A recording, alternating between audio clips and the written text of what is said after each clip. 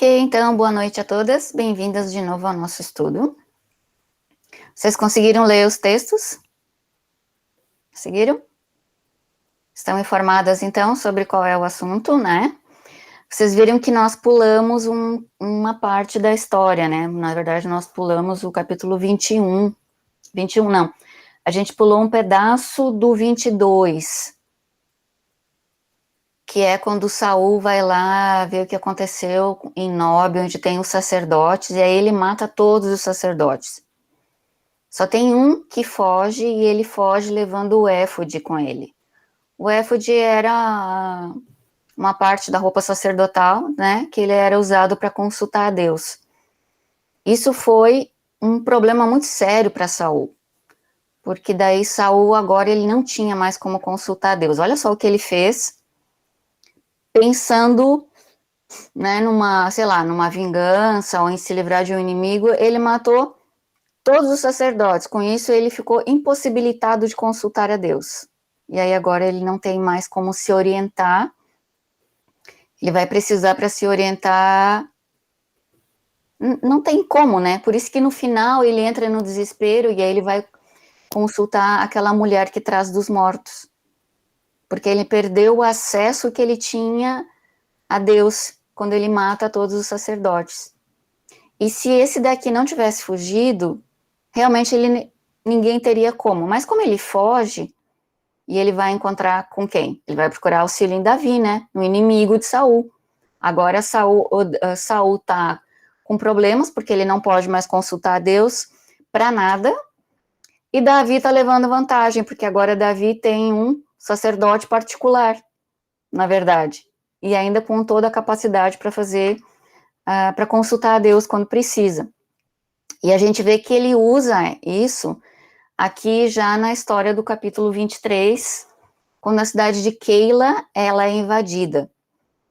A cidade de Keila ela vai ficar ali perto daquelas cavernas de Adulão que a gente estudou na semana passada, sabe? Ela vai ficar por ali, um pouquinho mais para baixo. E ela era uma cidade fortificada, ou seja, ela era uma cidade que ela tinha muros em volta. E mesmo assim ela foi atacada. E aí, vocês sabem, quando vocês imaginam uma cidade murada, o que vocês pensam? Que tipo de muro vocês acham que tinha? Assim, a imaginação da gente, ela vai para algum lugar, né? Qual é a imaginação que vocês têm quando pensam numa cidade com muros?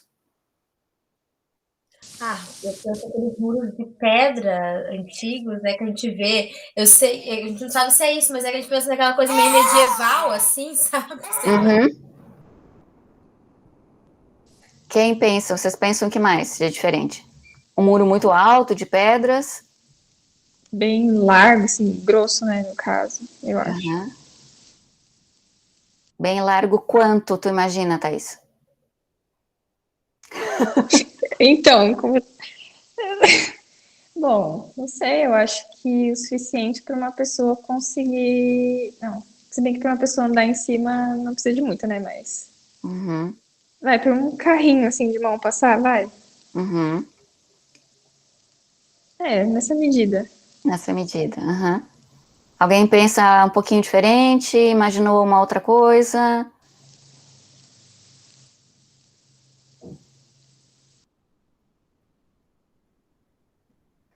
Na verdade, ele era muito largo. Ele tinha de 6 a 8 metros de largura. É mais do que um carrinho. Uma rodovia, passa um carro, um caminhão. Isso, Brincadeira. isso, né? Eu antigamente pensava como se fosse o muro da minha casa. Eu pensava, é uma cidade murada, tal, é o muro da minha casa. Aí depois eu fui aprendendo que não, ele é um negócio muito. Ele era uma fortaleza, tá? Então, de 6 a 8 metros, tranquilo. Por isso que, inclusive, as pessoas às vezes moravam na beira do muro, sabe? Usavam o muro como parede já para construir. Tem cidades mais famosas, tipo a cidade da Babilônia, ele era inclusive mais largo, porque podia passar aqueles carros que eles tinham de guerra, puxado por 2 cavalos, tranquilamente, sem risco nenhum. Então ele ainda era mais largo do que isso. Por isso, para você entrar numa cidade murada, Era muito difícil.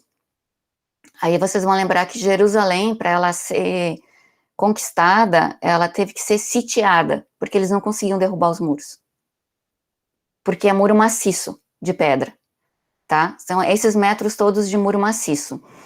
Então, ou você consegue destruir uma das portas, que também não eram frágeis, precisava de várias pessoas para conseguir abrir e fechar uma porta daquelas, tá? Ou então tinha realmente que sitiar a cidade para que as pessoas ficassem fisicamente enfraquecidas, e aí você conseguisse escalar o muro. E aí, com as pessoas enfraquecidas lá dentro, você conseguia entrar e aí abrir um dos portões, para que o restante do exército entrasse. Tá? Então, só para vocês entenderem como é que funcionava uma cidade murada. Keila é uma cidade murada. Então, é uma cidade de difícil acesso. Só que durante o dia, os portões ficavam abertos. A partir de um determinado horário da manhã, eles eram abertos. Por quê? Porque as pessoas moravam dentro da cidade, mas elas iam trabalhar no campo. E o campo estava do lado de fora, né? Então, elas já iam cedinho. E aí ele ficava aberto até um determinado horário do dia, e depois ele era fechado. Quem não entrou, não entrava mais. Aí vocês vão lembrar, talvez, de algumas histórias que as pessoas, elas dormem do lado de fora do portão, alguma coisa assim, tá? É porque realmente não abria. Os portões, eles eram gigantes e muito pesados. Quando os filisteus estão atacando, eles devem estar atacando durante o dia, depois que esses portões já estão abertos, tá? Aí Davi fica sabendo, parece que Davi tem uns informantes do que está acontecendo à volta dele, né? Ele fica sabendo do que acontece. E aí ele vai consultar Deus, já que agora ele tem um sacerdote particular, ele vai consultar Deus, eu devo ir? E Deus responde para ele que sim, que ele deve ir. Lembram? E o que acontece em seguida? Os homens que estão com ele, que agora já devia ser mais ou menos aí uns 600 homens, eles ficam com medo. Porque quando você entrar numa cidade murada, ela pode ser uma armadilha também, porque se trancarem a saída, você está preso lá dentro. Então, os homens, eles ficam com medo, porque eles são menor, a quantidade é menor do que a quantidade de filisteus que está atacando a cidade. E aí, Davi, ele vai consultar Deus de novo, pela segunda vez, para tirar a dúvida e deixar os homens dele tranquilos, né? E Deus fala, não, pode ir que eu vou entregar eles nas tuas mãos. E aí ele vai, liberta, pega o gado, porque o gado? Porque o gado eram os víveres. Como não tinha geladeira, freezer, né, nem supermercado, as pessoas precisavam ter os seus víveres. Geralmente animais assim de pequeno porte, como galinha, cabra, ovelha, alguma coisa pequena, tá? Porque ele precisava ser morto e ser consumido logo. E era isso que as pessoas conseguiam também criar dentro de uma cidade, então não podia ser animais grandes.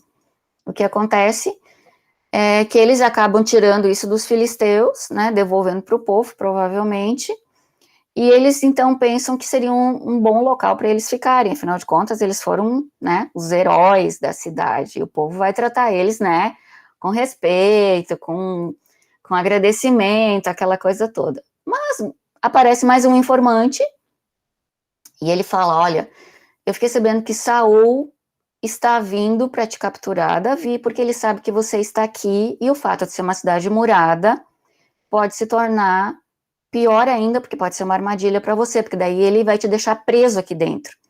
E se ele conseguir entrar, você vai estar, né, sem saída.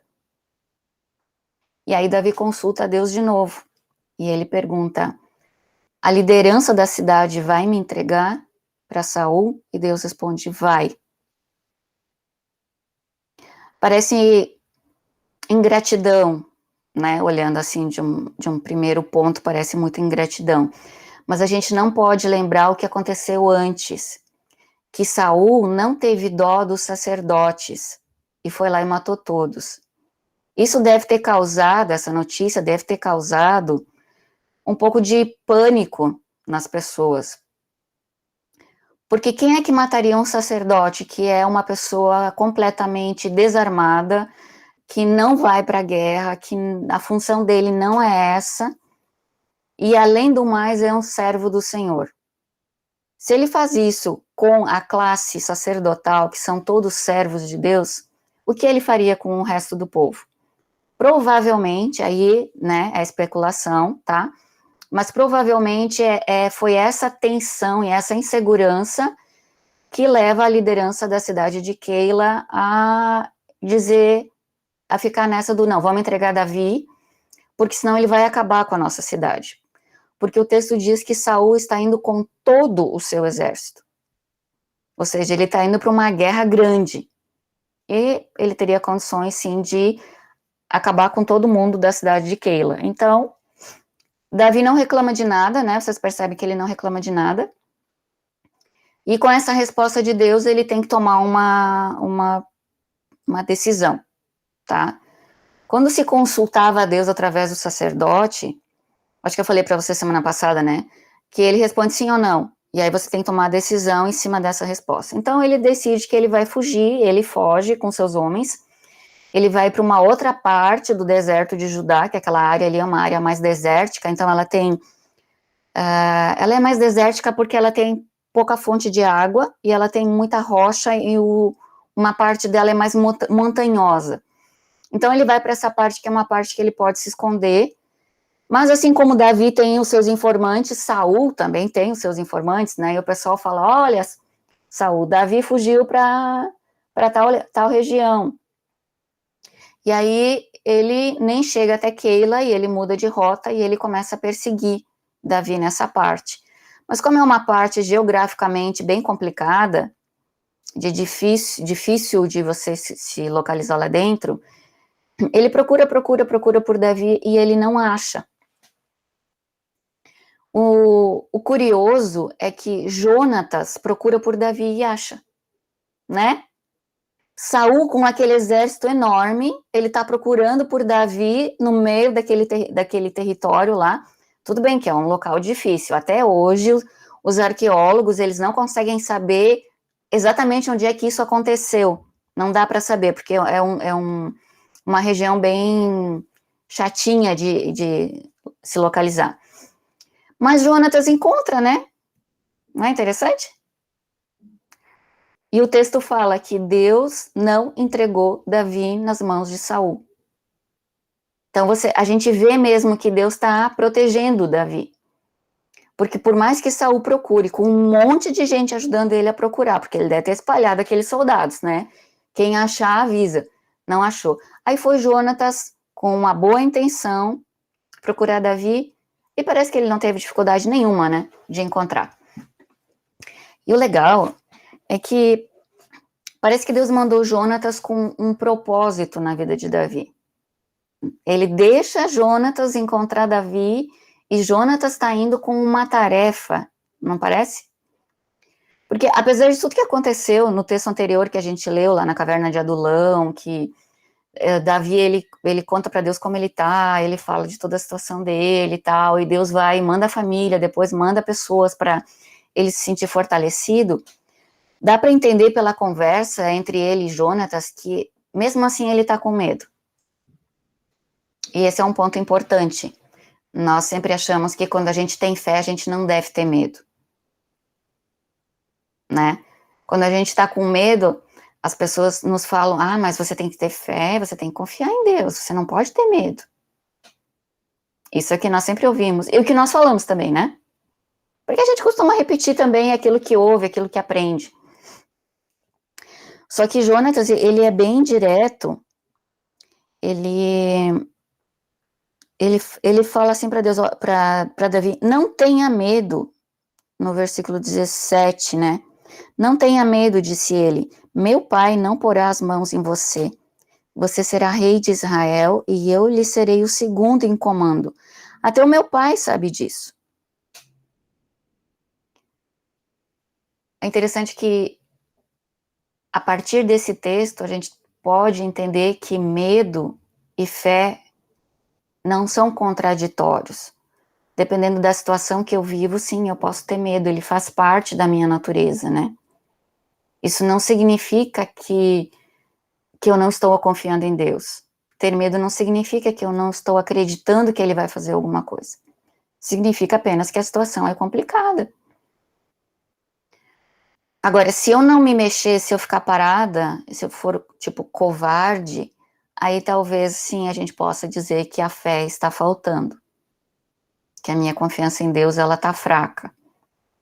Mas ter medo, tá? E aí eu acho que talvez vai servir de consolo para nós, mas ter medo não significa falta de fé, tá?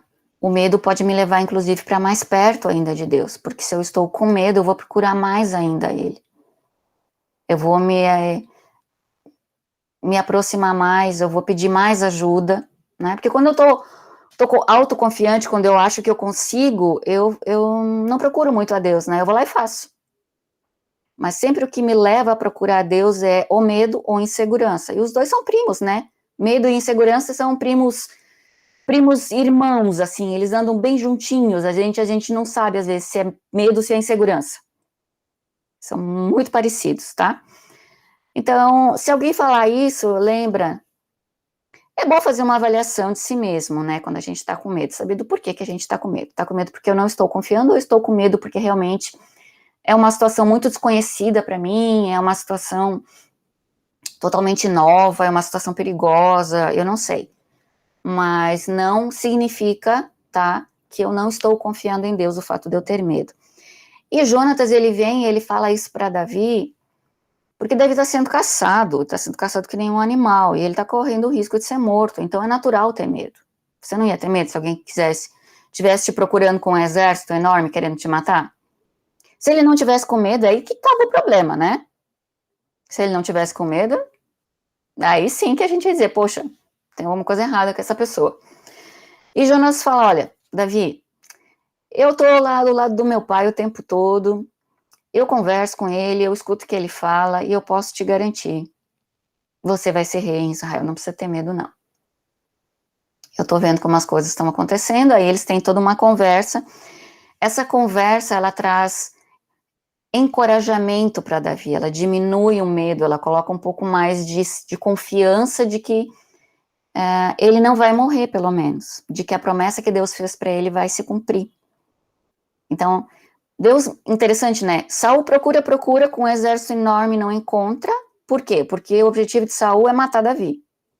Jonatas, que tem como objetivo animar Davi, ver como Davi tá, e tá levando uma palavra que vai trazer energia, força para Davi, aí Deus deixa ele ser encontrado. E o resultado é muito bom, né? Então, na nossa vida também, Deus coloca pessoas de tempos em tempos que trazem alguma coisa que a gente está precisando. E eles fazem de novo uma aliança diante de Deus, os dois, né? E nessa aliança, então, Jonatas, ele realmente diz, eu estou abdicando do trono a seu favor, porque eu estou vendo como as coisas acontecem, eu estou lá dentro do palácio, né? Eu estou acompanhando tudo que está acontecendo no reino, bem de perto, e eu estou passando isso para você, e não só estou passando, como quero te dar o meu apoio, sendo o seu braço direito. Isso não animaria? Animaria, né? Porque em vez dele ser mais um concorrente ou mais um inimigo, ele é o maior apoiador. Então isso trouxe bastante ânimo para ele. Um outro fato interessante é que Jonatas, ele chama Saul de meu pai. Com isso, ele também está dizendo que ele não está querendo fazer nada pelas costas do pai, ou que ele não está tramando contra o rei. Mas ainda existe a relação pai e filho, e ele não está sendo um traidor. Ele está simplesmente reconhecendo que Deus tem um propósito e que ele não vai se opor a esse propósito. Dá para entender? Dá? Porque se ele fosse se opor, ele não chamaria Saul de pai, mas ele diria o rei, que é uma forma assim coloquial de falar, né? Tá? Mas a gente vai entrar agora, na terceira, tem três acontecimentos aqui nesse texto, né? Então, esse segundo acontecimento, ele é importante, porque é um momento que Davi está precisando de um pouco mais de ânimo, de coragem, de confiança, né? E Deus manda Jonatas e manda Jonatas também como um apoiador daquilo que ele tem. Mas a gente vai falar mais sobre o que acontece a partir do versículo 15. Então, vamos lembrar que Davi, ele é da tribo de Judá, ele está no território de Judá, e que o pessoal de Judá deveria protegê-lo, certo? Porque ele está entre a sua grande família. Eles são uma tribo. Uma tribo geralmente protege um ao outro. E o que acontece é que ele está perto da região de Zif, tá? Ele está se escondendo naquela parte, mas o pessoal de Zif, ele comete uma traição pior do que o pessoal de Keila. Porque o pessoal de Keila estaria esperando Saul chegar até a cidade para daí entregar Davi. Mas o pessoal de Zif, eles vão até onde Saul está, na cidade de Gibeá. Eles viajam alguns quilômetros para denunciar Davi. Então, essa é uma situação mais agressiva, é uma traição premeditada. Entende? Ela não é uma traição casuística de uma situação que aconteceu, mas eles pensaram, olha, vamos tirar proveito da situação, digamos. E algumas pessoas foram e andaram alguns quilômetros para chegar até a cidade de Gibeá, para dizer para Saul, olha, Davi está escondido entre nós. Como se Saul já não soubesse, né? Só que Saul procurou, não encontrou. E aí eles dão detalhes para mostrar para Saul que não é uma emboscada, que eles não estão armando nada contra Saul e que eles realmente têm a intenção de entregar Davi. Então eles mostram que eles conhecem a região. E aí eles vão dar alguns detalhes geográficos. Eles vão dizer, aqui no versículo 19, alguns zifeus foram dizer a Saul em Gibeá, Davi está se escondendo entre nós nas fortalezas de Oressa, na colina de Raquilá, no sul do deserto de Gesimon. Tá vendo os detalhes que eles dão aqui? Então eles estão demonstrando, estão dando a Saul, para que Saul entenda que é uma coisa séria, que realmente eles estão querendo entregar Davi. E eles falam, agora, ó rei, vai quando quiseres, e nós seremos responsáveis por entregá-lo em tuas mãos. Eles estão dizendo, olha, a gente vai ser teu guia, pode confiar em nós, tá? A gente vai te guiar por aquela parte que é a nossa parte, onde a gente mora, que a gente conhece muito bem, e não vai ser nada difícil. E aí Saul fica animado, né? Primeiro foi Davi que ficou animado com a visita de Jonatas, agora é Saul que fica animado com a visita dos zifeus. E ele fala, olha, o Senhor os abençoe por terem compaixão de mim. Aí agora o ânimo entrou em Saul, agora ele, Deus vai fazer alguma coisa por mim, né? Vai me livrar dessa pessoa. E para ter certeza, como era uma região complicada, ele fala, vão e façam mais preparativos, ou seja, verifiquem com cuidado, porque ele sempre está em movimento. Descubram aonde Davi geralmente vai e quem o tem visto ali. Dizem que ele é muito astuto. Quem será que dizia isso? A gente não sabe se realmente alguém disse ou se era uma coisa da cabeça de Saul por causa de tudo que ele imaginava que Davi poderia fazer, tá? Mas com isso ele está dando uma dica para os zifeus que eles deveriam ser cautelosos, né? Quando você diz que alguém é astuto, você pede que a pessoa tenha cautela, né? Que ela preste muita atenção, que ela fique atenta a tudo que está acontecendo. Então ele está dizendo, sejam cautelosos, tá? Descubram todos os esconderijos dele. Porque ele sabia que ele estava em movimento, então tinha mais de um esconderijo. E voltem aqui com informações exatas. Então eu irei com vocês. Se ele estiver na região, eu o procurarei entre todos os clãs de Judá. Aí agora Saul está muito animado, porque agora o problema dele vai ser resolvido. E aí com isso, quem desanima, se Jonatas não tivesse chegado antes para animar Davi, eu acho que ele teria se desanimado profundamente de novo, porque é a segunda traição. A primeira talvez ele até tenha, assim, entendido, mas não foi justificado completamente, porque ele foi lá e salvou o pessoal, né? O pessoal podia ter tomado o lado dele, porque se ele salvou, ele poderiam ter imaginado que ele também ia tentar proteger a cidade de Saul, como ele protegeu dos filisteus, que também era um exército, né? Então são duas traições fortes, porque são traições da sua própria tribo, da sua própria família. E aí ele precisou mesmo desse ânimo que Jonatas levou para ele. Agora, com esse ânimo de Saul, né, Saul vai atrás dele, e aqui é interessante, né, que o texto continua no versículo 24. Eles voltaram para Zif antes de Saul. Davi e seus soldados estavam no deserto de Maom, na Arabá, ao sul do deserto de Gesimon. Aqui já houve um deslocamento de alguns quilômetros. Quando eles vão falar com Saul, Davi está num local. Quando eles voltam, Davi já está alguns quilômetros mais ao sul, tá? Mais ou menos aí entre 10 e 20 quilômetros ele se desloca. Tudo isso a pé, tá? Porque Gibeá era longe, então essa viagem ela leva algum tempo para ir, até conversar, mais algum tempo para voltar, enquanto isso Davi está se locomovendo também, tá? Sabendo disso, Saul foi para lá em perseguição a Davi. Saul ia por um lado da montanha e pelo outro lado, Davi e seus soldados fugiam depressa para escapar de Saul.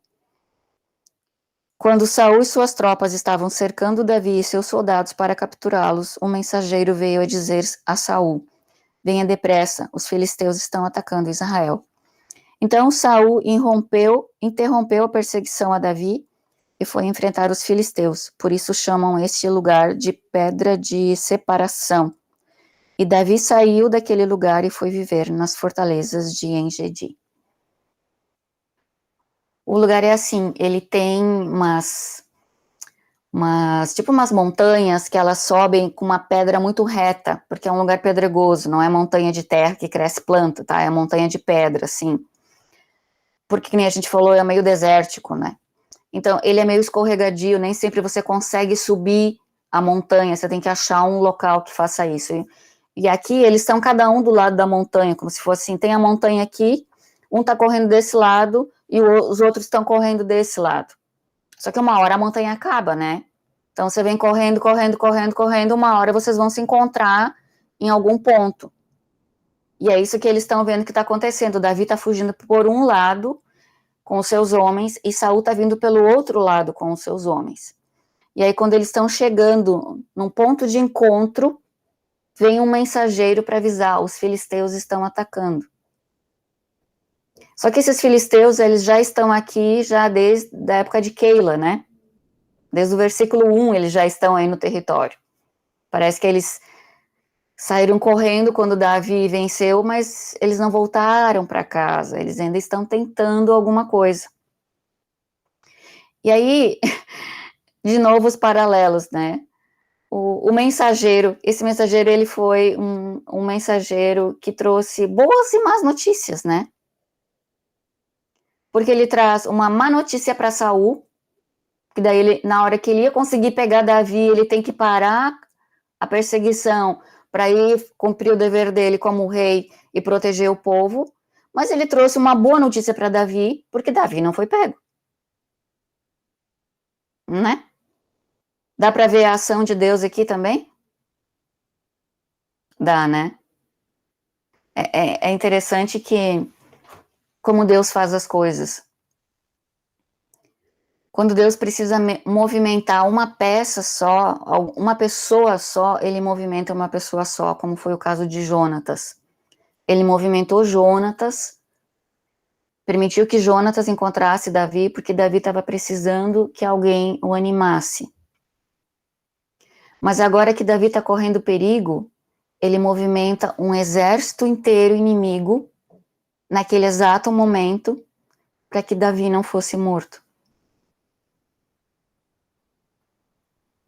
Aqui a gente tem uma percepção da soberania de Deus, de como ele tem o controle, né? Tanto de coisas pequenas como de coisas grandes, e inclusive de inimigos e de quem não o segue, não o adora. Ele tem o controle de qualquer um, de todos. Então, Deus pode usar até mesmo um povo que não o adora, se ele tiver um propósito para isso, que é o que ele faz aqui com os filisteus. Ele desloca o exército filisteu para que Saul saia antes de conseguir capturar Davi. Porque senão o propósito dele de colocar Davi como rei não ia acontecer. E Deus tem os planos dele, então isso não podia acontecer, Davi não poderia ser capturado.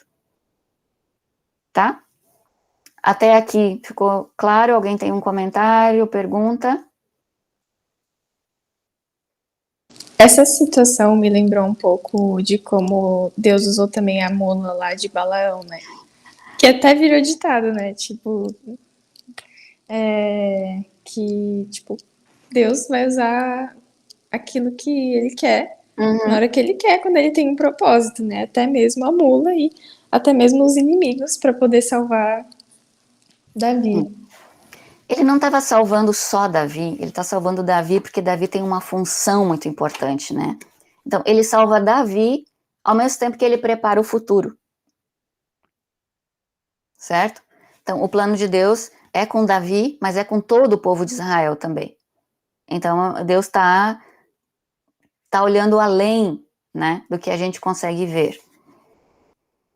Mas sim, ele usa qualquer um, né? Um exército inimigo, um animal. Se a gente ler, se eu não me engano, o Salmo 18, lá fala que Deus usou inclusive uma tempestade para impedir uma perseguição. Então, Deus faz várias coisas, né? Conforme ele quer e onde ele quer. Tá? Mais alguém?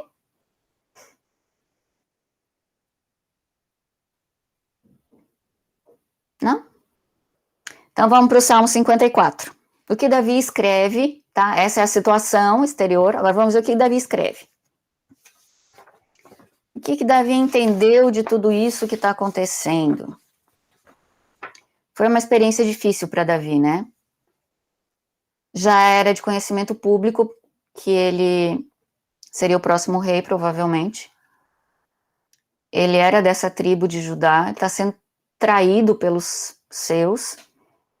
Ele está correndo risco de vida, né, de morrer numa situação dessas.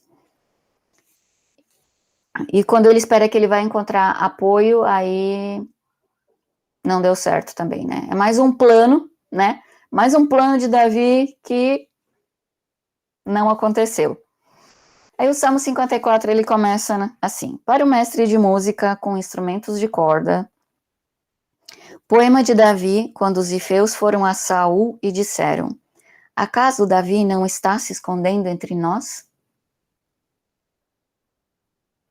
E aí ele começa: salva-me, ó Deus, pelo teu nome, defende-me pelo teu poder. Ouve a minha oração, ó Deus, escuta as minhas palavras. Estrangeiros, ou a palavra aqui pode ser arrogantes, me atacam, homens cruéis querem matar-me, homens que não se importam com Deus. Certamente Deus é o meu auxílio, é o Senhor que me sustém. Recaia o mal sobre os meus inimigos, extermina-os por tua fidelidade. Eu te oferecerei um sacrifício voluntário, louvarei o teu nome, ó Senhor, porque tu és bom. Pois ele me livrou de todas as minhas angústias, e os meus olhos contemplaram a derrota dos meus inimigos. Como sempre, né, Davi começa pedindo para Deus salvação da situação que ele está vivendo. Ele pede que Deus o salve da situação que ele está vivendo. E ele pede salvação não por quem ele é ou pelo que ele fez, mas ele pede salvação pelo nome de Deus. Ele não fala: ah, Senhor, mas eu sou fiel a ti, eu não fiz nada contra Saul, é uma injustiça isso que está acontecendo. Ele não se coloca na questão, né? Ele fala: salva-me, ó Deus, pelo teu nome.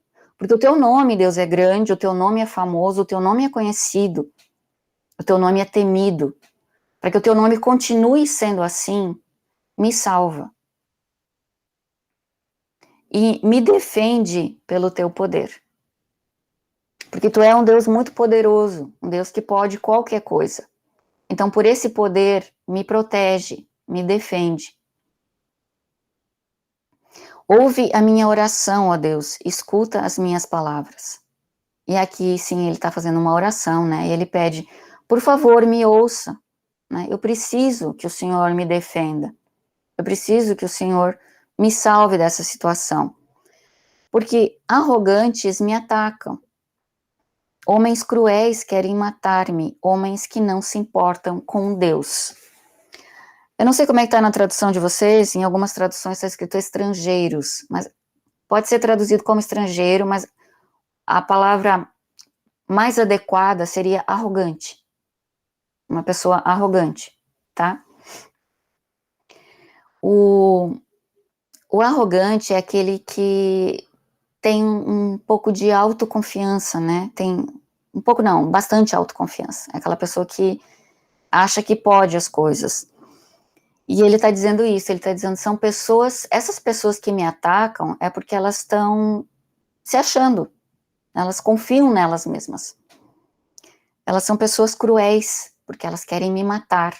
O fato de dizer para Saul onde ele estava escondido é porque queriam que ele morresse. E ele está dizendo aqui, quando ele fala, ouve a minha oração, ele está contando, olha, tem pessoas que estão querendo me matar, e essas pessoas são arrogantes. E o interessante é que se a gente lembrar de outros textos da Bíblia, você vai lembrar que a pessoa arrogante ou arrogante, ele sempre é um oponente de Deus. A pessoa arrogante, ela não confia em Deus. Ela não leva Deus em consideração, né? Tem um texto no Novo Testamento que diz que Deus se opõe aos arrogantes, mas exalta os humildes. Porque a pessoa que ela é arrogante, ela acha que ela pode sozinha, ela não precisa de Deus. Ela pode passar por cima da vontade de Deus, ela não precisa se importar com o que Deus tem preparado, com a lei de Deus, com o que Deus está fazendo, ela não está nem aí para Deus. Ela está confiando nela mesma, na capacidade intelectual, física, na capacidade de influência que ela tem, que ela pode mexer os pauzinhos, qualquer coisa assim. Então, ele vai dizer, homens que não se importam com Deus. Por isso que a palavra mais adequada aqui são arrogantes. São arrogantes porque eles são cruéis, são arrogantes porque eles querem matar Davi, são arrogantes porque eles não se importam com Deus. Porque se eles se importassem com Deus, eles iam entender que Deus está no plano, que Davi está no plano de Deus. E eles não teriam ido lá para traí-lo, mas teriam ficado quietos. Não precisava proteger Davi, mas teriam pelo menos ficado quieto. Então dá para entender como isso atingiu Davi, né? Essa atitude dos zifeus atingiu bastante ele. E aí é aquilo que a gente falou na primeira aula, né? Davi, ele é muito sincero com Deus, e ele fala, ó, recai o mal sobre os meus inimigos. O mal que eles querem sobre mim, que recaia sobre eles. Não é? E aqui ele não está falando de todo o povo de Zif, mas ele está falando das pessoas que foram denunciá-lo para Saul, né? Porque a cidade, não foi todo o povo, foram algumas pessoas. Ele fala, extermina-os por tua fidelidade. Parece meio agressivo, né? Parece um pouco de falta de amor, mas eu acho que ele está olhando para o futuro. Porque se essas pessoas fizeram isso agora, quem garante que elas não vão fazer isso de novo? Ficar atrapalhando o plano de Deus. Não acho que Davi estava pensando só na vida dele, exclusivamente nele. Porque ele também tinha mais 600 pessoas com ele, né? Mas ele também está olhando para frente, talvez lembrando do que Jonatas falou, eu tenho certeza que você vai ser rei, né? Que isso é o plano de Deus. E ele está olhando e falando, se essas pessoas continuarem, elas vão ficar atrapalhando o plano de Deus quanto tempo? E aí ele pede para Deus, tira elas do caminho, para elas não ficarem mais atrapalhando. É bem exagerado, mas é um pouco da cultura do Oriente, tá? O pessoal do Oriente, ele tem essa coisa um pouco mais da vingança, embora Davi, ele não coloque a mão na vingança, ele pede vingança, tá? São coisas normais na cabeça deles. Nós, ocidentais, não pensamos assim, mas se você olhar da perspectiva de futuro de que essas pessoas poderiam continuar atrapalhando, ou não atrapalhando somente, mas colocando barreiras para que o plano de Deus acontecesse, né? Então dá para compreender. E o que eu acho mais legal nesse salmo é esse versículo aqui, o 6. Ele fala, eu te louvarei, eu te oferecerei um sacrifício voluntário. Louvarei o teu nome, ó Deus, porque tu és bom. Não sei se vocês sabem, mas nem todo sacrifício é por pecado, tá? O livro de Levítico vai ter uma lista de sacrifícios. Existem sacrifícios que são por pecados, tá? Existem sacrifícios que são por comunhão. A pessoa, ela não tá indo lá porque ela tá consciente que ela cometeu algum pecado. Era assim, ó, existia um dia, que era o dia do Yom Kippur, que é o dia da expiação, onde eram feitos sacrifícios pelo pecado de todo o povo. Fora isso, fora esse dia, a pessoa que pecou e tivesse consciência que pecou, ela iria até o sacerdote e levaria um holocausto, tá? Para que o pecado dela fosse perdoado, porque ela estava consciente que ela pecou e ela precisaria fazer isso. Se ela não estava consciente, nesse dia da expiação, todos os pecados eram apagados, ela só precisaria estar lá e estar consciente de que aquele dia era para isso, tá? Mas, se a pessoa quisesse simplesmente se aproximar de Deus, quisesse oferecer algo para Deus, quisesse se aproximar, ter comunhão com Deus, ela poderia levar um sacrifício. Então, não era um sacrifício para perdão de pecados, mas era um sacrifício de comunhão. E isso é considerado um sacrifício voluntário, porque Deus não pede, é a pessoa que está interessada em conhecer mais a Deus, em se aproximar de Deus. E aí está prescrito lá, né, o que ela pode levar, tá bom? Se ela quiser oferecer um sacrifício voluntário. E Davi não está fazendo nenhuma barganha aqui, porque ele não prometeu lá no início, eu vou te oferecer um sacrifício se o Senhor me livrar disso. E aqui, mesmo aqui nesse versículo, ele também não está falando, se o Senhor me livrar, eu vou te oferecer um sacrifício, né? Não tem uma condicional aqui. Ele está dizendo, eu te oferecerei um sacrifício voluntário. Ele está, assim, interessado em andar com Deus, ele está interessado em conhecer a Deus, está interessado em ter comunhão com Deus, e ele continua, louvarei o teu nome, ó Deus, porque tu és bom. Um fato do sacrifício, um sacrifício de comunhão, é que o sacrifício de comunhão, a pessoa que oferecia, ela comia do sacrifício. Um sacrifício pelo pecado, ele era todo queimado, a pessoa não podia comer, porque, né, era um sacrifício substitutivo, então ela não comia. Um sacrifício de comunhão, a pessoa que oferecia ele, o aroma subia para Deus, uma parte ficava ao sacerdote, mas a maior parte a pessoa comia. Porque quando você quer ter comunhão com alguém, você convida ela para sua casa para comer, não convida? Né? E é isso até hoje. Quando alguém queria ter comunhão com Deus, oferecendo um sacrifício, ela comia lá no templo. Só que um animal, ou seja lá o que ela oferecer, era muito para uma pessoa só.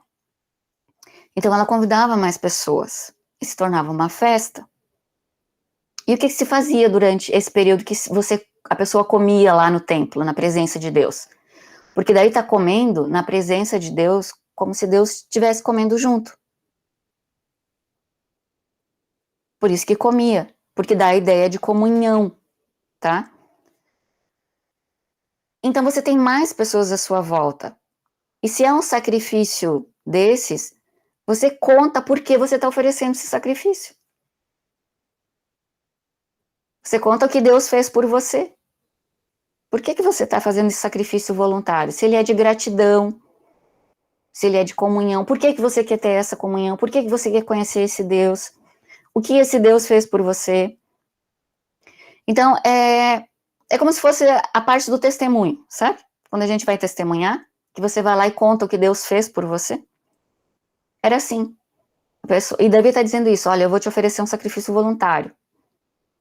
E eu vou louvar o teu nome. Então, com isso ele está dizendo duas coisas. eu vou comer na tua presença, vou convidar pessoas para comer comigo esse sacrifício na tua presença, e eu vou contar para essas pessoas o que o Senhor fez. Vou fazer uma pausinha aqui. O que vocês entendem por louvar?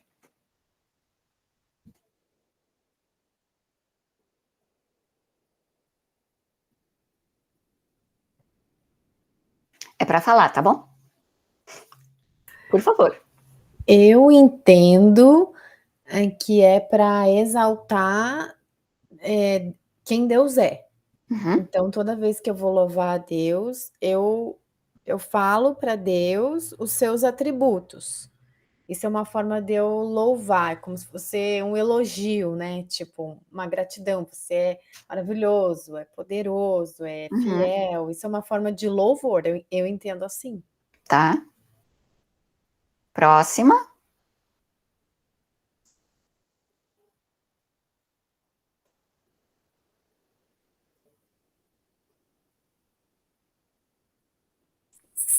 Oi.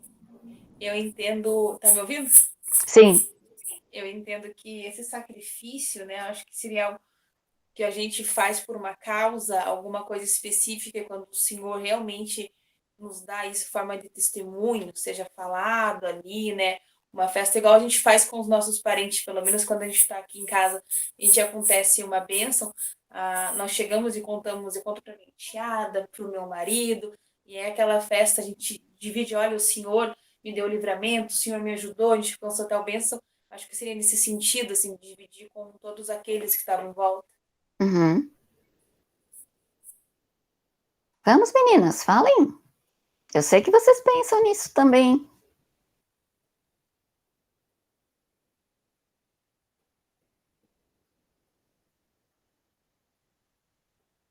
Bom, tá me ouvindo? Uhum. Eu penso da seguinte forma, na verdade, louvar, né? Eu acho que existem várias formas de louvar. A gente louva com a nossa vida, louva o tempo todo, fazendo o nome de Deus ser conhecido, assim como a Ellen falou, né? Nas diversas oportunidades que a gente tem.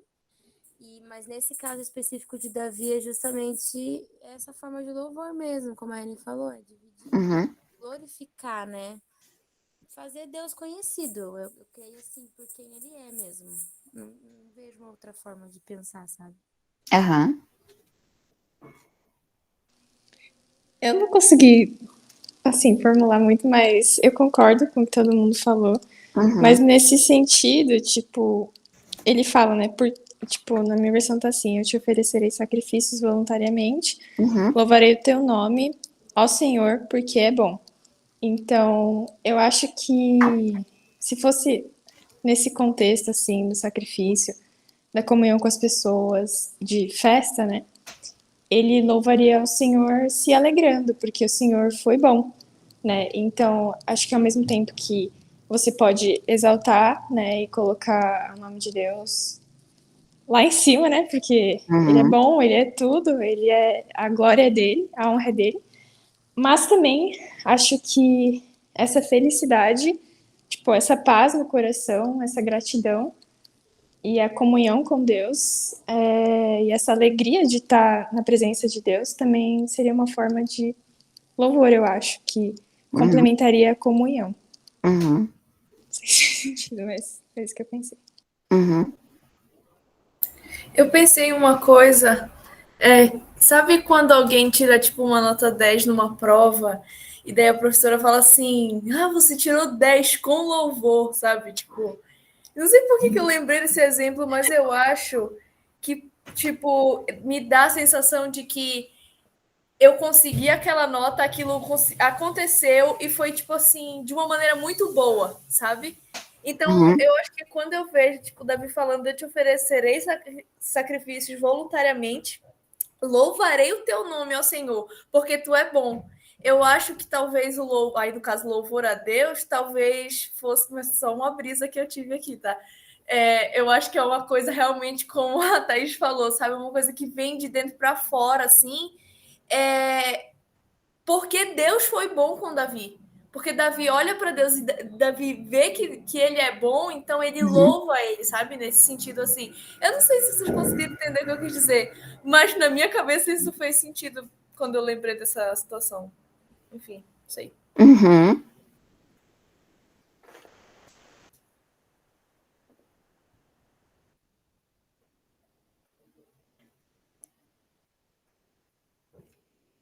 Vou pegar o gancho, então, da Heloísa, tá?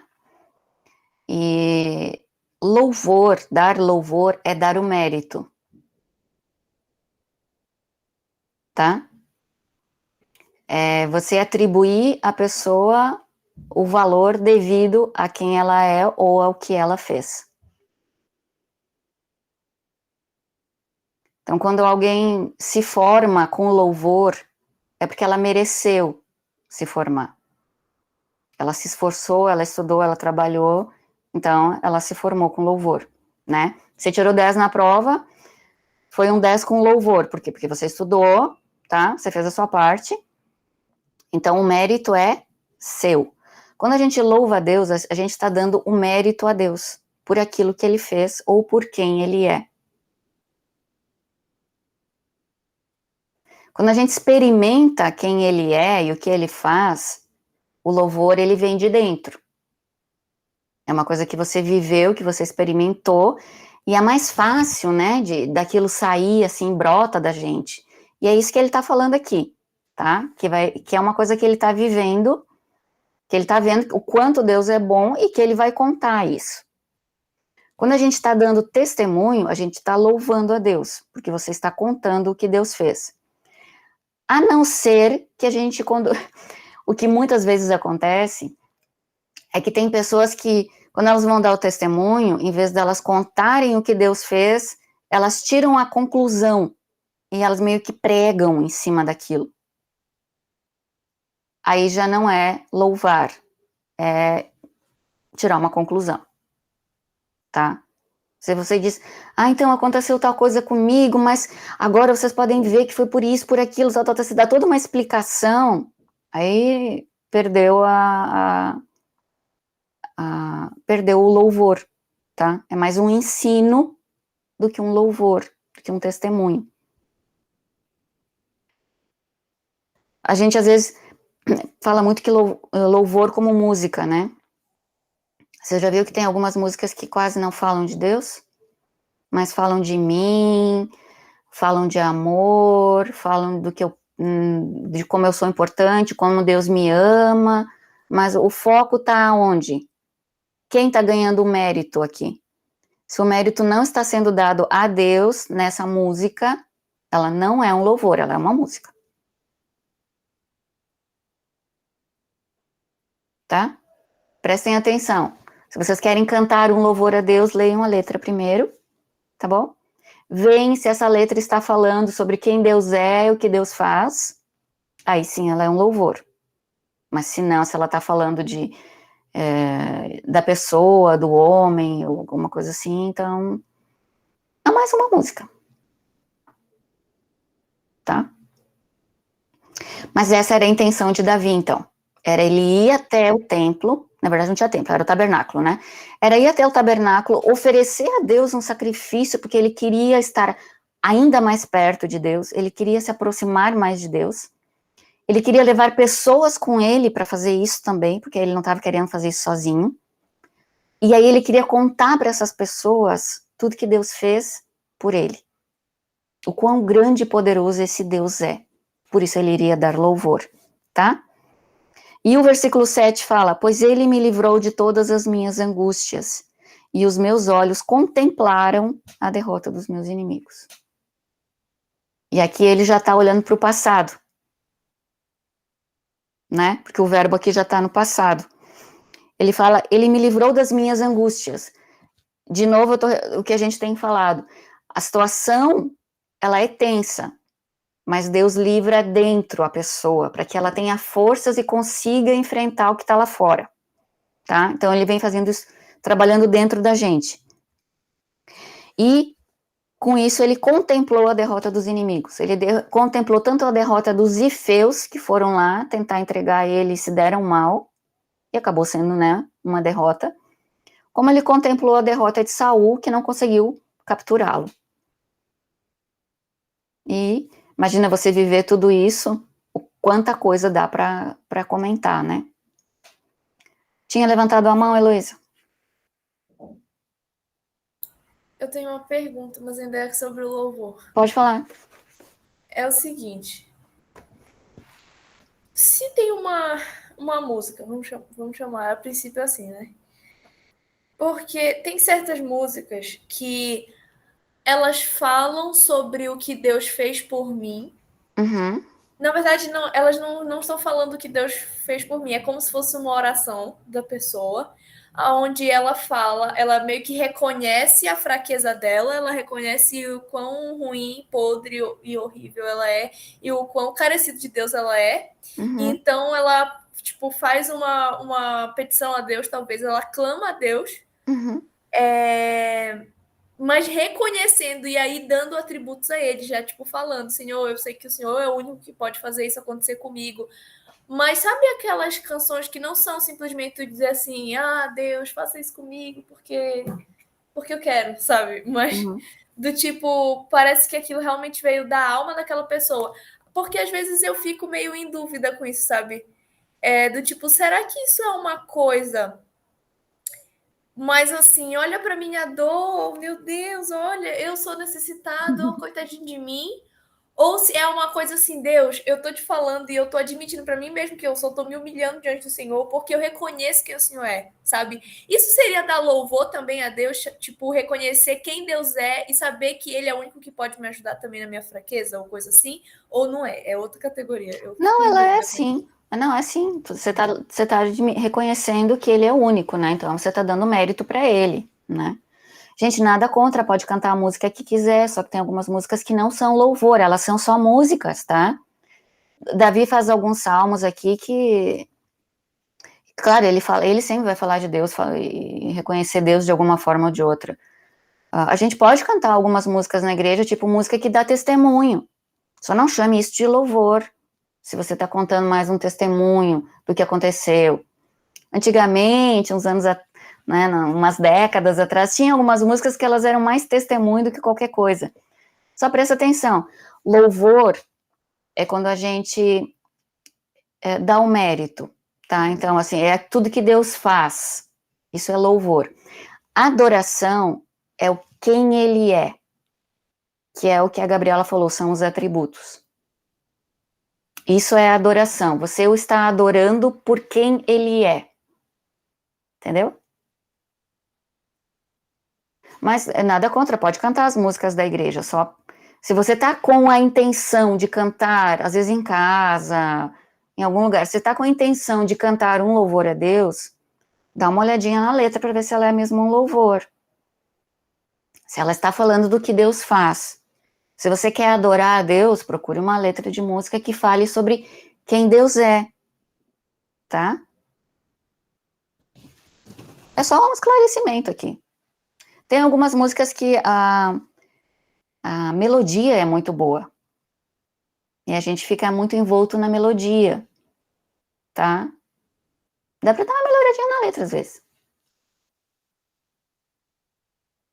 Tem algumas músicas que são muito humanistas também. Agora vocês vão começar a analisar a música que canta na igreja, eu sei. Eu faço isso, infelizmente. Porque quando eu estava no seminário, a gente teve aula de português no seminário. E a minha professora, ela começou, a gente teve 2 semestres de português, mas no primeiro semestre ela foi analisar as músicas que a gente cantava na igreja. E aí ela começou a fazer algumas críticas, e isso ficou em mim, entende? Então, desde que eu fiz seminário, eu sempre analiso a letra das músicas. Tem algumas músicas que é difícil para mim cantar por causa disso, culpa da professora, minha também, porque quem manda ficar fazendo, né? Mas aí ela analisava a letra, ela corrigia erros de português que a letra tinha, que dava um sentido, que a gente entendia uma coisa, mas estava escrito outra, porque a forma como o português foi colocado, sabe? Para quem sabia a língua portuguesa, não era aquilo que todo mundo imaginava. Então, foi bem interessante fazer português com ela naquela vez. Aí eu acabo contaminando um pouquinho os outros quando eu falo sobre isso. Mas só para esclarecer, tá bom? existe diferença entre louvor, entre adoração, entre música. Por exemplo, esse que a gente leu aqui é um poema, né? Davi escreveu um poema ao som de cordas, de instrumentos de cordas, tá? Só para a gente classificar certinho. E quando você tiver a intenção de oferecer algo para Deus, saber o que você está oferecendo, né? Ter consciência que você está oferecendo algo corretamente. É só isso, tá? Mais alguma pergunta? Vocês entenderam? Vocês têm dúvidas? Querem falar alguma coisa? Eu tenho uma coisa para falar, mas a Thaís vai falar primeiro. Pode falar, depois pergunta. Tá bom, já que você fechou. Naquela parte que você estava comentando logo no início, que ele teve medo, né? Uhum. Assim, só uma pergunta mesmo. Quando ele vai enfrentar Golias, por exemplo, é uma situação que acho que humanamente, talvez, você poderia ter um certo medo, Uhum. né? Mas ali ele demonstra uma confiança muito grande, assim, que, né, parece que o medo ali é nulo, né? Uhum. Mas nessa situação que ele está sendo perseguido por Saul, ele tem, né, esse momento de aflição, assim. Uhum. E aí, você acha que, então, o que poderia ter causado esse medo nele, essa situação, teria sido, então, a perseguição em si, né, tipo, por alguém importante e tal, e porque ele tinha fé, né, como você falou, ele não deixou de perder a fé, então, ele sabia que Deus estava cuidando, ele confiava, então, que se Deus falou, vou chegar lá, nós vai, mas não sei como. Uhum. Então, você acha que pode ter sido causado por isso e também pelo lugar onde ele estava? Acho que tem vários fatores, né? Primeiro, quando ele enfrenta Golias, ele tá numa fase de adolescente, assim, adolescentes meio sem noção, né? Nessa idade a gente acha que pode enfrentar qualquer coisa, ninguém, né? Se não tem, assim... E acabou de passar por um leão e um urso, então, acho, né? Tudo bem.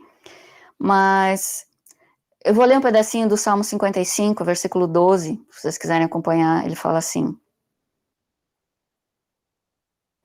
se um inimigo me insultasse, eu poderia suportar. Se um adversário se levantasse contra mim, eu poderia defender-me. Mas logo você, meu colega, meu companheiro, meu amigo chegado, você com quem eu compartilhava agradável comunhão, enquanto íamos com a multidão festiva para a casa de Deus. Isso faz diferença.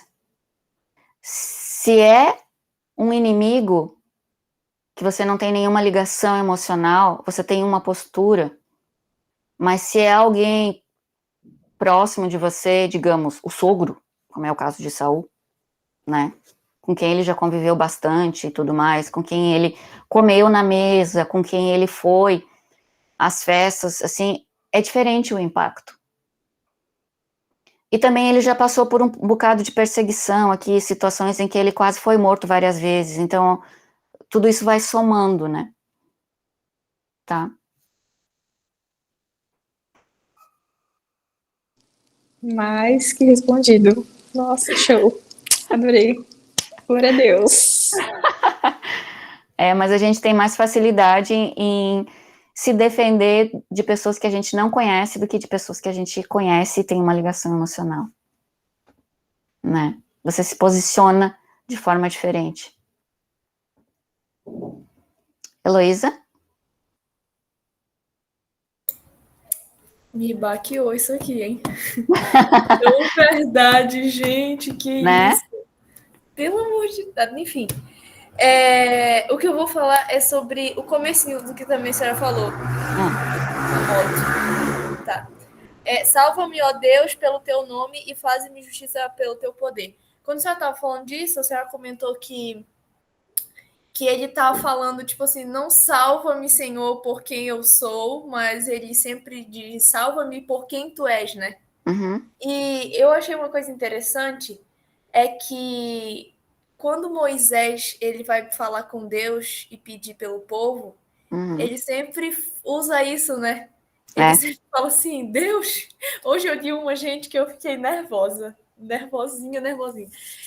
Ele estava falando assim para Deus, que o povo já estava também ali, né? Já não estava mais dando, assim. E aí, Moisés, Arão, todo mundo rasgando as vestes, aquele desespero, esse povo não está entendendo o que eles estão fazendo com Deus. E aí Moisés vai lá falar com Deus, né? E ele fala, ele diz, mas Senhor, o Senhor não se importa. Eles vão, olha o que os egípcios vão falar, que o Senhor tirou eles lá do Egito para trazer eles para cá e aí, sabe, matar eles aqui, isso e aquilo. Então eu achei interessante porque depois disso, Deus dá meio que uma dura em Moisés e fala assim, olha, presta atenção, eu perdoei conforme você me pediu, no entanto, juro pela glória do Senhor que enche toda a terra, que nenhum dos que viram a minha glória e os sinais miraculosos que realizei no Egito e no deserto e me puseram à prova e me desobedeceram 10 vezes. Aí ele vai falando que nenhum daqueles ali iam ver, a não ser Caleb e Josué. Só que eu acho interessante também isso, porque é meio que uma marca, né, desses homens de Deus, se a gente pode colocar assim, porque eles não vão e falam simplesmente, tudo bem, Moisés às vezes fala, Senhor, o Senhor disse que se agradava de mim, sabe? Então, mas mesmo assim, eu acho que ainda recai mais sobre uma promessa que Deus fez e envolve meio que o nome de Deus, sabe? Tipo assim, o Senhor falou isso. Não porque tem uma coisa relacionada, sei lá, a Moisés. Mas eu achei engraçado isso, porque eu li isso hoje, né? Então tava meio recente. Aí quando eu vi a senhora falando sobre isso, essa questão dele falar, tipo, pedir a salvação, não por ele mesmo. Assim como Moisés também não pedia tanto pelo povo em si, mas meio que com uma imagem de como as pessoas vão olhar para ti, Deus, né? E não que a imagem de Deus, ela possa ser... isso aí entra um pouco em baguncinha na minha cabeça. Não que a imagem de Deus, ai meu Deus, quer dizer, eu mesmo, como eu vou ficar porque eles acharam uma coisa errada de mim, né? Não que eu ache isso, que Deus está super preocupado agora mesmo no trono, não, mas eu acho interessante essa marca, porque eu, se não me engano, já vi também Abraão fazendo isso, então sempre é por quem Deus é, né? E não por uma coisa nossa. Eu achei que era uma pergunta que eu ia fazer, mas eu não sei qual é a pergunta. Então, eu acho que só um comentário, se a senhora quiser comentar esse outro que eu falei. Eu não lembro minha pergunta. Eu estava lendo hoje também num livro ali que estava falando, um livro escrito por judeus, né, que eles têm uma ótica diferente do que nós sobre o que aconteceu, e é muito interessante. E aí ele estava falando assim, sabe que Moisés foi né, reconhecido como o homem mais humilde que já existiu. Apesar que ele foi o cara que fez mais do que qualquer outro, porque conseguir carregar aquele povo e fazer tudo que aconteceu, e todos os milagres que aconteceram através das mãos dele também, né, ele é incomparável. Tanto que antes de morrer ele vai dizer assim, olha, Deus levantará um outro profeta semelhante a mim, se referindo a Jesus. Não teve ninguém depois que teve, nem Elias chegou a se comparar a tudo que Moisés fez. Só que ele era considerado um homem muito manso e humilde. E aí eu fiquei pensando, será que ver a glória de Deus consegue deixar alguém pensar algo de bom de si mesmo? Será que ver a glória de Deus do jeito que Moisés viu, foi isso que tornou ele manso e humilde? Porque ninguém falou com Deus face a face que nem ele. E ninguém foi humilde como ele. Será que se a gente encontrasse Deus um pouco mais, será que a gente também seria mais humilde?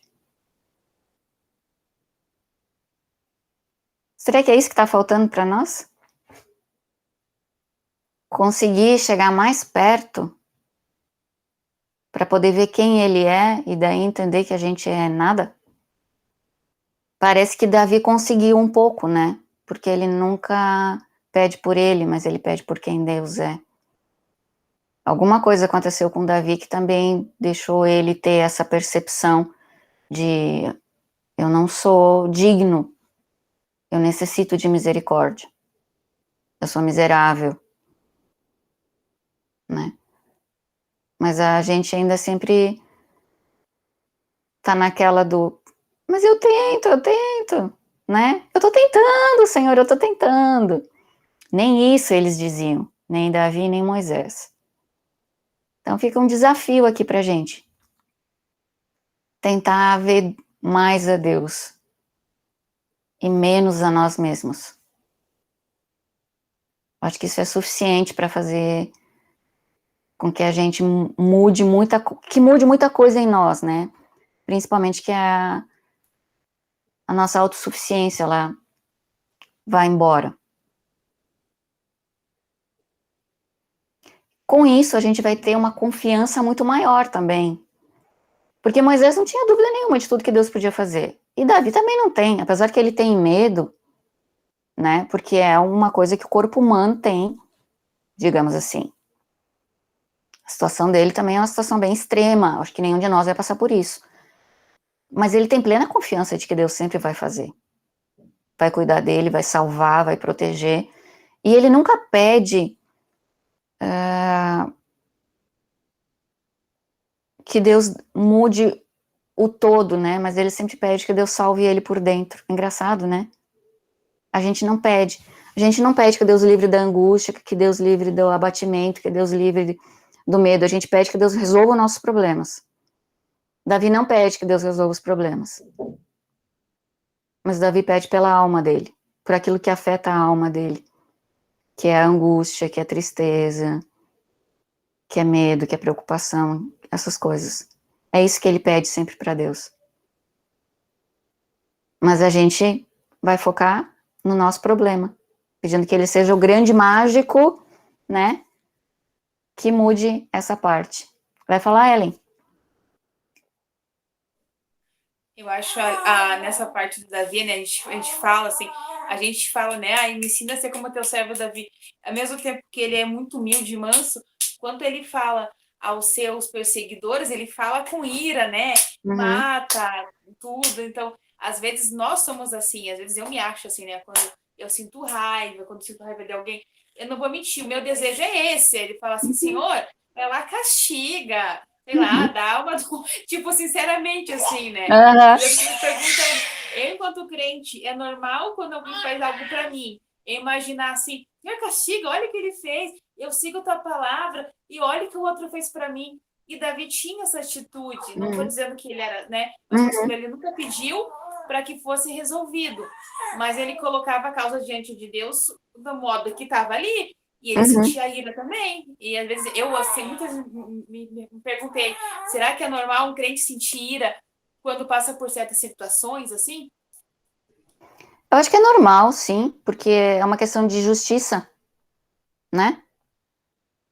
Claro, se você está sendo, sei lá, caluniado ou qualquer coisa injustamente, né? Que é o caso dele aqui.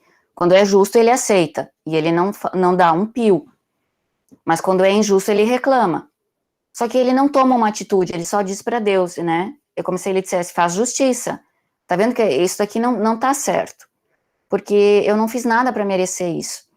Mas daí ele não tá se comparando ele e Deus, ele tá comparando ele e a pessoa. Tá vendo a diferença? Quando ele pede que Deus salva ele, ele não tá se colocando diante de Deus como alguém merecedor. Mas quando ele tá pedindo justiça, ele fala, eu não fiz nada, o outro fez. Então é nesse nível aqui. Aí a gente até pode fazer a colocação.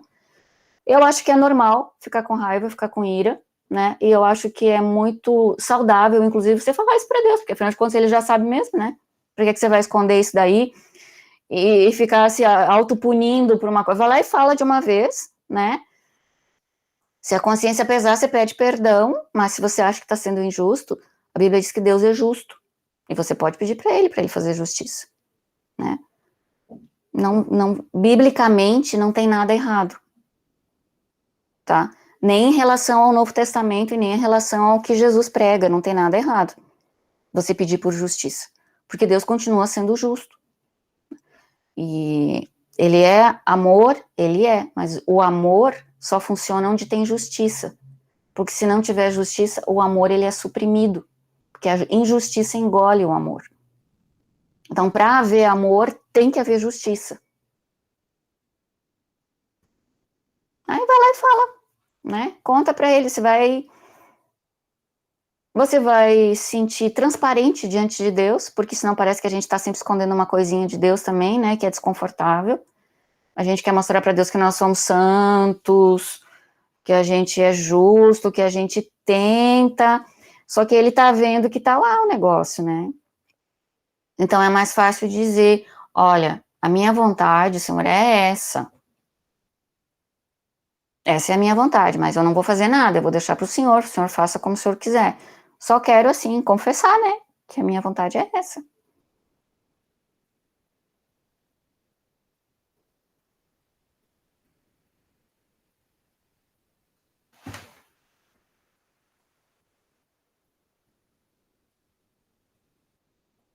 Pode falar.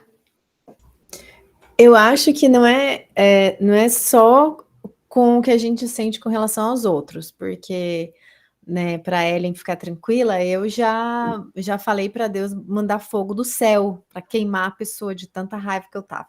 Claro que depois eu falei, Deus, faz tua vontade e tal, mas já orei, já assim. E às vezes uma vez eu falei para Deus jogar fogo no céu em mim, de tão, sabe, que eu tava. Mas outra coisa também que eu aprendi que é muito libertador é você falar para Deus quando você está magoada com Ele.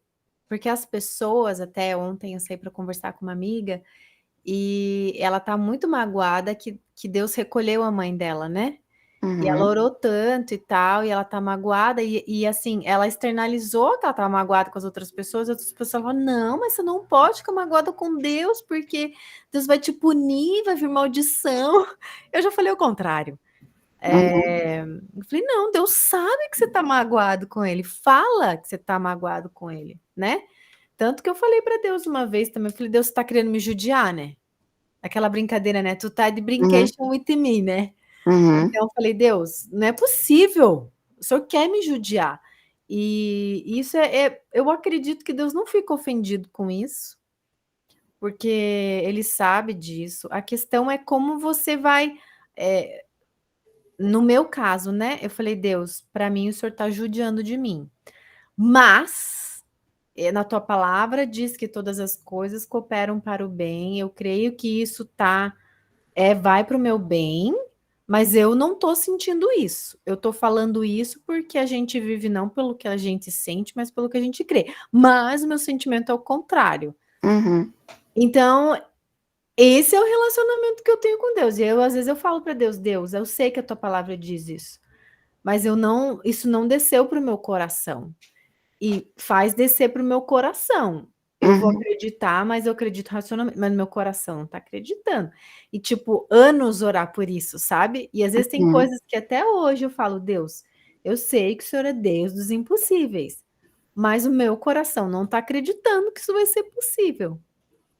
Eu creio que ter um relacionamento assim com Deus, para mim, ele é libertador.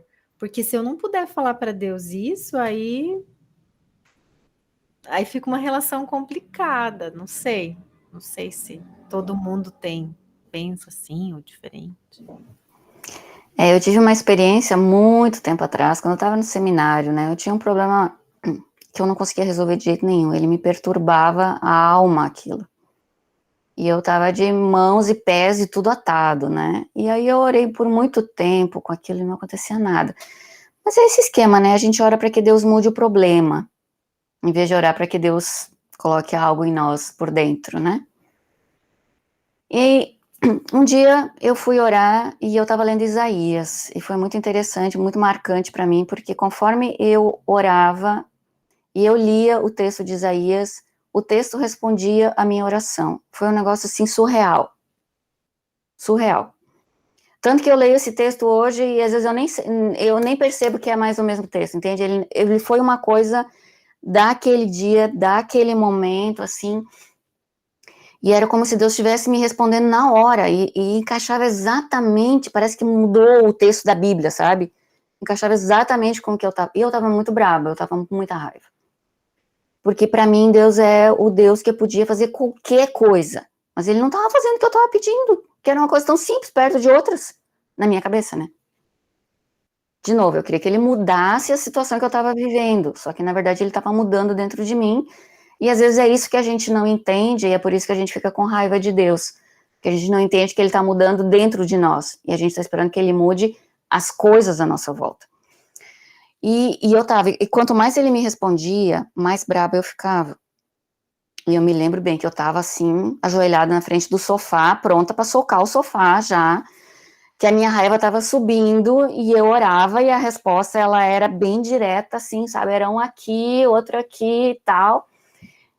E no final, quando eu já tava parando, porque, né, pensei, não, eu vou parar, tô recebendo muita bofetada aqui. Eu reclamei de mais alguma coisa que eu não me lembro o que era. E a resposta do texto de Isaías era assim: quem você pensa que é? Um caco de barro perguntando para o oleiro, por que me fizeste assim? Eu calei a boca. Eu fui humilhada o suficiente pro resto da minha vida, eu acho. Eu espero, por Deus. Sabe quando você tá com muita raiva, achando que Deus é injusto, que ele não tá te dando atenção, que ele não percebe o quanto você sofre, que com todo aquele poder, ele não tá usando o poder em seu benefício, e aquilo te deixa com muita raiva e incompreensão do que acontece, que Deus é esse tão poderoso que não pode fazer uma coisa tão simples. E aí ele olha para você e fala assim: ô, caquinho de barro, por que tu tá reclamando aí? Fui eu que te fiz? Tu acha que eu não sei, que eu não tô cuidando, que eu não tô no controle? Foi uma experiência única na minha vida. Depois desse dia, eu aprendi a temer a Deus. Eu aprendi que eu posso sim dizer para Deus algumas coisas, mas tem algumas que talvez não. Talvez antes de eu dizer, eu preciso refletir se eu realmente estou entendendo certo. Se eu tenho esse direito de ficar magoada ou não. Eu estou magoada porque eu tenho direito, ou eu estou magoada porque eu não estou entendendo. Foi a minha experiência, né, Gabi? Cada um tem a sua vida, a sua experiência, para cada um Deus faz de um jeito, né? Mas eu me rebelei contra Deus por um bom tempo, e a minha rebeldia foi assim, eu já te passo, Ellen, a minha rebeldia foi assim, ó, eu era seminarista, né, como é que a seminarista ia na igreja agora, né, com raiva de Deus e das coisas? Então eu disse assim, sabe Deus, eu sei que o Senhor existe, eu não posso negar que o Senhor existe, eu não posso dizer isso. E eu também não sou tão estúpida a ponto de me desviar, porque eu sei a consequência que vai acontecer. Mas só de birra, eu vou na igreja e eu não vou te louvar. Foi a minha birra. Eu me arrependo amargamente por ter feito isso. Vocês não sabem o quanto eu me arrependo. Porque o relacionamento que eu tinha com Deus, ele era, apesar de tudo, ele era gostoso. Eu ouvia Deus falar comigo. Eu sentia que Deus estava perto de mim. E eu levei muitos anos para conseguir de novo. Muitos anos, mesmo tendo me arrependido. Mesmo tendo voltado à prática de tudo. Mesmo estando na igreja o tempo todo. Vocês não sabem como foi difícil voltar. E eu ainda não sei se eu cheguei no mesmo ponto que eu estava. Às vezes eu me pergunto se eu ainda estou no mesmo ponto, sabe? E foi tudo porque eu fiquei com raiva de Deus e eu resolvi, não, tá bom, então não vou mais te louvar. Eu disse tudo que eu pensava, como as coisas estavam, e ainda fiz uma birra. Então, quando alguém fala, que nem você falou, né, Gabi, de chegar para Deus e dizer, eu levo um pouquinho de medo. Porque não gostaria que acontecesse como foi comigo. Eu gostaria que as pessoas desenvolvessem o seu relacionamento com Deus e não tivesse uma quebra que depois levasse muito tempo para voltar. Então, eu não aconselho as pessoas a fazerem isso. Quem faz, eu sempre digo, olha, presta atenção, né? Avalia dependendo a situação um pouquinho diferente. Eu sei que Deus sabe que você está pensando isso. Eu sei que Deus sabe que você está sentindo isso. Mas talvez em vez de dizer que você está com raiva, blá, blá, blá, blá, blá, pede para ele te mostrar antes de você dizer isso. Fala para ele, olha, eu tô com raiva, mas eu não quero ficar com raiva, me mostra o que está acontecendo para que eu possa entender. Né? Ter um pouco mais de temor a um Deus tão grande e poderoso é uma coisa que eu aprendi depois de viver essa experiência. Porque mesmo que eu faça uma birra com ele, a minha vida ainda está na mão dele, e ele pode fazer o que ele quiser. Mas eu não posso fazer o que eu quero com ele. Pode falar, Ellen.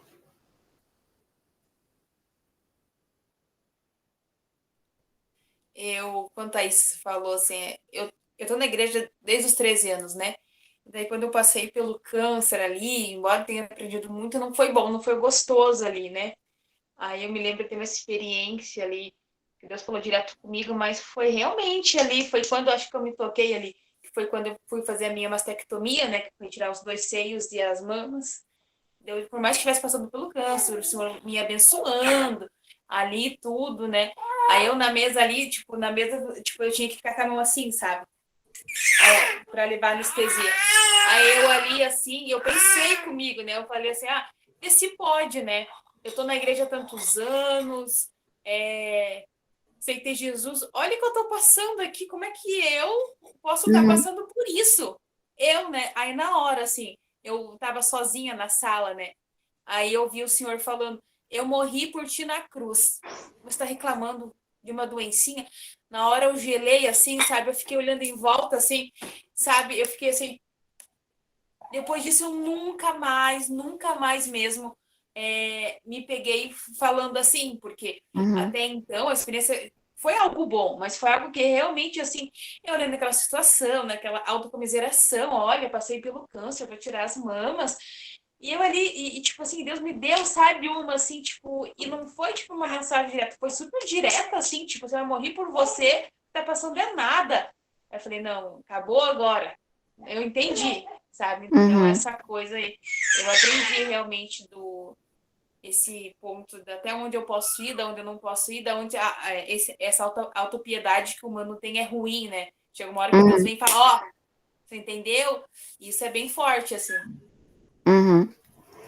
Deus vai trabalhando conosco, cada um no tempo certo e usando as situações, né? A gente vai aprendendo e vai crescendo. Pode falar, Gabi. Eu acho que talvez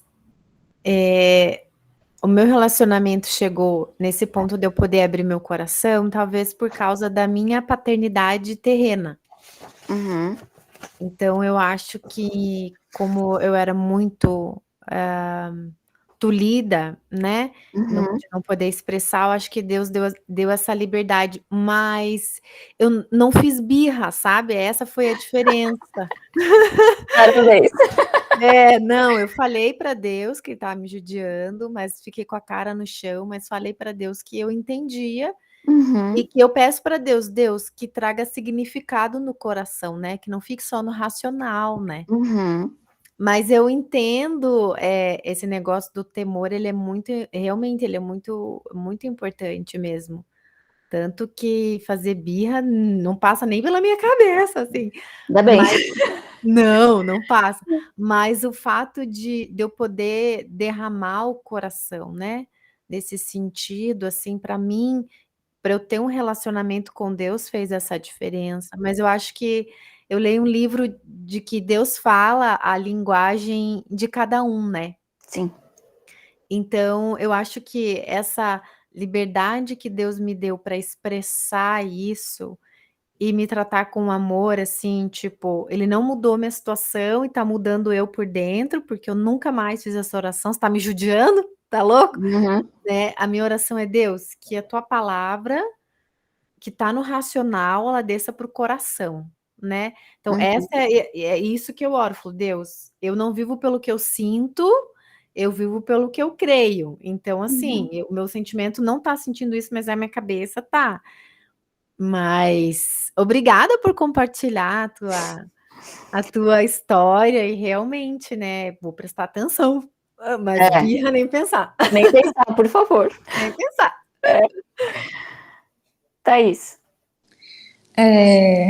Eu tava pensando aqui, então, se colocar diante de Deus, assim, dessa forma honesta, né, que você vai expressar tudo que você tá pensando, seria não ser, talvez, não sei se essa seria a palavra correta, mas não ser arrogante, né, e, tipo, meio que infringir as verdades, né, do, tipo, porque Davi sempre falava, mas ele sempre falava, mas o Senhor é bom. Tipo, ele sempre ia falar, né, tudo que ele sentia, mas ele nunca afrontava Deus, tipo, não tô dizendo aqui que ninguém afrontou, mas tipo, esse seria a parte do temor, então, né, de você se colocar, mas debaixo da verdade que Deus é bom, que ele é soberano e tal, seria tipo isso, né. não mentir contra Deus. É porque essa parte da verdade, assim, faz sentido pra mim falar, mas confusa. Seria se colocar no lugar, né? Eu não me coloquei no meu lugar. Eu me coloquei junto dele, no mesmo lugar que ele. Como se eu tivesse subido no patamar dele, né? Esse foi o meu erro. Eu fui fazer exigências, eu não tenho... eu não ganhei autorização para fazer exigência. E aí ele falou, você não tem autorização para fazer exigência, né? Então, temor faz parte disso também, saber onde a gente tem que estar, onde é o nosso lugar. Eu preciso dele, ele não precisa de mim. São coisas que a gente aprende com o tempo, né? Eu era novinha na época, né? Precisava aprender muita coisa, aprendi no duro. Ainda bem que eu aprendi, mas eu lamento muito a minha atitude. Então, não recomendo que se faça da forma como eu fiz. Tá? Ellen? É a Gabi, na Vai, verdade. Gabi. Na verdade, isso que a outra Gabi falou, né? Que a Gabriela falou. A forma de relacionar-se com Deus, ela é bem individual, né? Existem verdades absolutas, como a Thaís, né, comentou, a gente não pode fingir aquilo que é a verdade, né? Deus acima, Deus todo-poderoso, soberano sobre nós. Mas, ao mesmo tempo, é que nem eu, assim, eu tenho muito essa dificuldade de ver Deus assim como aquele, não que não tem problema na paternidade, entendam, mas dessa forma assim, como aquele pai amoroso, eu não vejo muito assim. E às vezes as pessoas até falam, você precisa tratar talvez a paternidade ou algo assim, e não, sabe? Nem a terreno, nem com Deus, até porque, tipo, minha madrasta tá aqui, sabe que eu me dou super bem com meu pai, sempre fui sincera com ele. Mas a forma como eu falo com Deus é sempre num sentido muito de temor muito grande. E, assim, essa é a forma que eu vejo. Enquanto eu tenho outras pessoas que falam pra mim exatamente o que eu falo, não, mas é teu pai e tal. E sempre me irritou essa parte das pessoas quererem dizer como eu devo me relacionar com Deus, como eu devo falar com Deus, se essa é a forma como eu me relaciono com Ele. E de uma forma ou de outra, é como a Gabriela falou, quando Deus te dá aquela abertura, ou quando você se sente à vontade de falar com Deus daquela forma e teu coração não pesa, né? Porque eu creio que, assim, que o pecado ele tem muito mais a ver com a sua intenção no fazer do que o que você está fazendo de fato. Que é assim que eu vejo o pecado muitas vezes, porque tem coisas que talvez para mim seja um pecado que para você não seja. Nesse sentido, então, certo, eu falar de uma forma com Deus ou de outra, se não me pesa o coração, eu não creio que vá, né, ser errado, porque Deus ele conhece a minha intenção além daquilo da minha atitude, né? Nesse sentido, eu penso. Sim, mesmo assim, eu acho que é muito prudente temer, né? Reconhecer que ele é grande, poderoso e que nós não somos. Então, como diz o texto, né? É o princípio da sabedoria, é o comecinho da sabedoria. Eu fui uma tola, então levei a consequência de ser uma tola. Não esqueçam que o temor é super importante, né? A gente vê que Davi tem esse temor o tempo todo, e dá para aprender com ele também como se relacionar com Deus, como se dirigir a Deus, o que pedir, né? Tá bom? Fechamos por hoje, então? Fechamos por hoje. Beleza, então. Semana que vem nós vamos fazer o 1 Samuel 24. E o Salmo, agora eu esqueci qual é o Salmo, gente. Vou mandar para vocês depois no grupo. Depois eu mando no grupo o Salmo, tá? Mas eu sei que a gente vai fazer a sequência de Samuel, que agora é o Samuel, 1 Samuel 24. Tá bom? Uma ótima noite para vocês. Deus abençoe. Quer falar? Pode falar. Eu só queria fazer um adendo aqui, que eu e a Eri, a gente acabou comentando durante a aula e a gente acabou não achando espaço para falar, mas eu não queria deixar de falar. Você estava falando sobre o sacrifício voluntário, né, e sobre o comer e a comunhão, e obviamente não dá para não pensar na ceia, na Santa Ceia, né, de um sacrifício voluntário que está sendo comemorado e que está sendo comido por todo mundo de uma forma assim de comunhão. E quando você falou, eu estava na sala, a gente estava em ambientes diferentes, né? Eu estava na sala e a Ellen aqui no quarto. E na hora que eu voltei, ela comentou isso comigo, eu falei, nossa, na hora que a Rony falou, eu pensei exatamente nisso, né? E é muito bonito pensar que foi esse sacrifício voluntário do Senhor e que a gente louva em conjunto o nome dele até hoje, né? E será para sempre, de eternidade a eternidade. A respeito desse sacrifício, é tão bonito quando a gente olha assim tudo que o Senhor faz e tanto de significado que tem em cada gesto, né? E aí, como vai dizer Paulo, né, o sacrifício dele é que nos proporcionou o acesso a Deus, ou seja, a comunhão com Deus, né? Um sacrifício voluntário, justamente. Vamos levar a ceia bem a sério agora, né? Ok, pessoal. Boa noite, então. Até na próxima semana. Boa noite. Tchau. Boa noite, tchau. Boa noite.